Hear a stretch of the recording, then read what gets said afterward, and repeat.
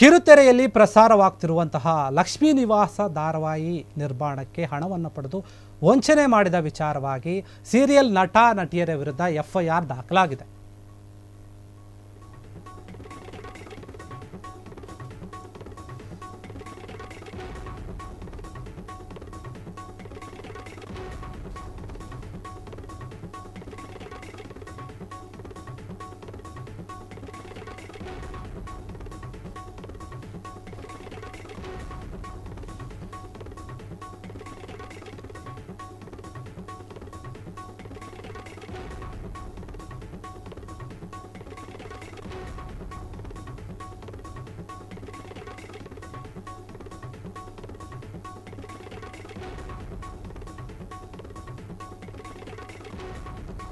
ಲಕ್ಷ್ಮೀ ನಿವಾಸ ಧಾರಾವಾಹಿ ನಿರ್ಮಾಣಕ್ಕೆ ಹಣವನ್ನು ಪಡೆದು ವಂಚನೆ ಮಾಡಲಾಗಿದೆ ಅನ್ನೋ ಒಂದು ಆರೋಪದ ಮೇರೆಗೆ ಸೀರಿಯಲ್ ನಟ ನಟಿಯರ ವಿರುದ್ಧ ಎಫ್ಐಆರ್ ದಾಖಲಾಗಿದೆ ಅಂತ ಹೇಳಲಾಗ್ತಾ ಇದೆ. ಅಗ್ನಿ ಯು ಸಾಗರ್ ಎಂಬಾತನಿಂದ ದೂರು ದಾಖಲಾಗಿತ್ತು. ಈ ನಿಟ್ಟಿನಲ್ಲಿ ಸಿಕೆ ಅಚ್ಚುಕಟ್ಟು ಠಾಣೆಯಲ್ಲಿ ದೂರು ದಾಖಲಾಗಿತ್ತು. ದೂರನ್ನು ಕೊಟ್ಟಿದ್ರು ಅವರು.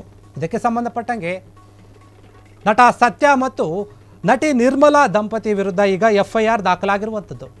ಧಾರಾವಾಹಿ ನಿರ್ಮಾಣಕ್ಕಾಗಿ 1 ಕೋಟಿ ರೂಪಾಯಿ ಹಣವನ್ನು ಪಡೆದಿದ್ದಾರಂತೆ ಅವರು. ಆದರೆ ಈವರೆಗೂ ಕೂಡ ಅವರಿಗೆ ವಾಪಸ್ಸನ್ನು ಕೊಟ್ಟಿಲ್ಲ, ಹಣ ಪಾವತಿಯನ್ನು ಮಾಡಿಲ್ಲ. ಯಾವುದೇ ಹಣವನ್ನು ಅವರಿಗೆ ಕೊಟ್ಟಿಲ್ವಂತೆ. ಲಕ್ಷ್ಮೀ ನಿವಾಸ ಧಾರಾವಾಹಿ ಎಂದ TRP ಕಿತ್ಕೊಂಡು ಹೋಗ್ತಾ ಇದೆ, ಇದರದ್ದು ಅಷ್ಟು ಚೆನ್ನಾಗಿ ಓಡ್ತಾ ಇರುವಂಥದ್ದು.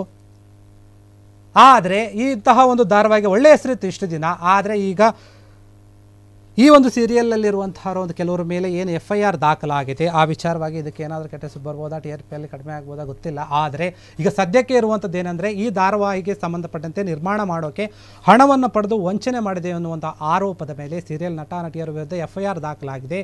ಅಗ್ನಿ ಯು ಸಾಗರ್ ಎಂಬುವವರು ದೂರನ್ನು ನೀಡಿದ್ರು. ಸಿಕೆ ಅಚ್ಚುಕಟ್ಟು ಎನ್ನುವಂತಹ ಠಾಣೆಯಲ್ಲಿ ದೂರು ಕೂಡ ದಾಖಲಾಗಿತ್ತು.